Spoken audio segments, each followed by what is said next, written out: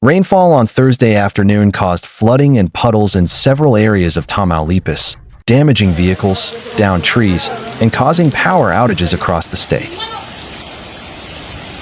According to local media, the affected areas are Reynosa, Matamoros, Díaz Ordaz, Camargo, Miguel Alemán, and Guerrero, where residents are even asking for federal authorities' support to be able to leave their homes.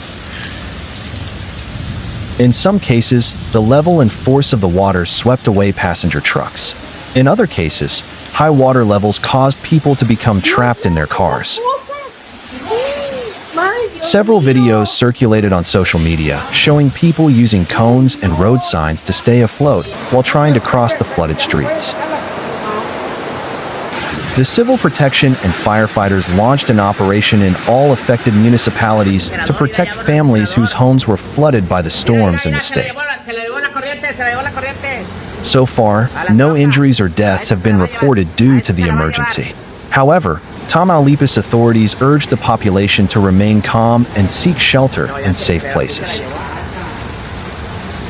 Meanwhile, several areas of the border municipality were left without power after lightning struck a palm tree in front of the Autonomous University of Tamaulipas facilities. The Mexican Social Security Institute, IMSS, reported that water leaks affected the Emergency Department and Obstetrics and Gynecology Department of General Hospital Zone No. 15, where emergency protocols were activated for the timely relocation of patients to the central operating room. Elective surgeries will be rescheduled until the emergency ends. For now, only emergencies are being treated. No incidents involving patients, family members, or staff were reported, the institution reported. The rains began around 4 a.m. Thursday, causing flooding in several locations. This affected access to international bridges and slowed traffic on major arteries. 12 drivers were stranded with their vehicles, so traffic and roadway personnel responded to their rescue. Reynosa's Civil Protection and Fire Coordinator Javier Lamcantu reported that during the hour and a half of intense rain, 55 millimeters of water were collected. The weather forecast predicts continued rain through Friday night and morning. Tamaulipas Civil Protection warned of the movement of this storm system, which is crossing the so-called small border, generating intense rain with lightning and possible hail in Díaz Ordaz.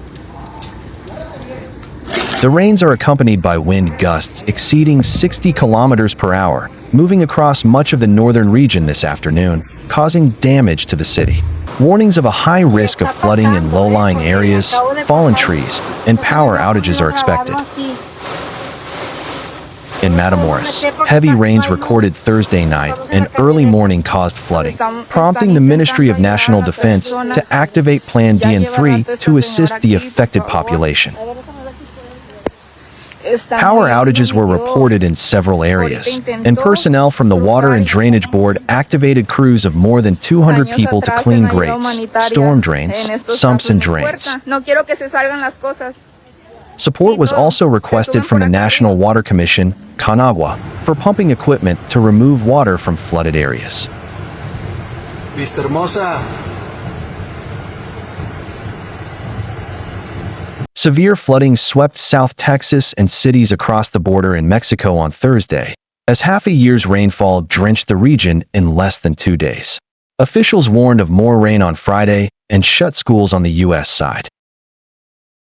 Thunderstorms brought 10 to 15 inches of rain to the parts of Texas where flash flood warnings were in effect, said Jeffrey Bogorad, a senior forecaster at the National Weather Service office in Brownsville. As much as 4 more inches were expected to fall, he said, as the Weather Service warned of more flash floods on Friday. The rain has flooded homes and roads and prompted at least 9 school districts in the Rio Grande Valley to cancel classes on Friday. Multiple cities in South Texas this week saw record amounts of rain for late March, with 12 inches falling in Harlingen and 11 in McAllen during a 24-hour period, Mr. Bogorad said. The semi-arid region along the border with Mexico usually receives about 25 inches annually.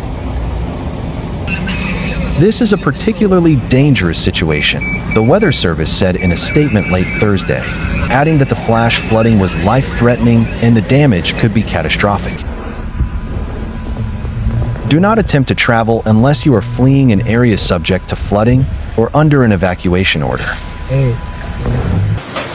The storms have also soaked Mexico.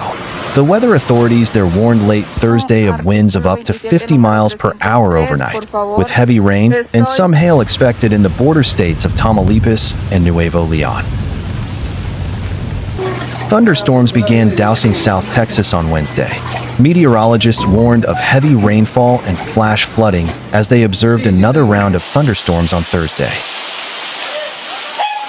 By the afternoon, the storm had flooded homes in McAllen and damaged buildings with winds as strong as 70 miles per hour. Images on social media showed highways and access roads in South Texas and Mexico flooded with up to 4 feet of water. The police also said that a tornado had touched down in Edcouch on Thursday, though no damage was reported, according to Mr. Bogorad. Water rescues were taking place late Thursday in Lough area as meteorologists declared a flash flood emergency, urging residents to seek higher ground immediately. Many of the water rescues were from cars getting stuck in rising waters, Mr. Bogorad said. There were no reports of injuries. I don't recall seeing this type of rainfall in March in deep South Texas, he said. This is a pretty substantial widespread event. Flash flood warnings were active in Brooks, Cameron, Hidalgo, Kennedy, Starr, and Willacy counties on Thursday night and expected to last into Friday morning.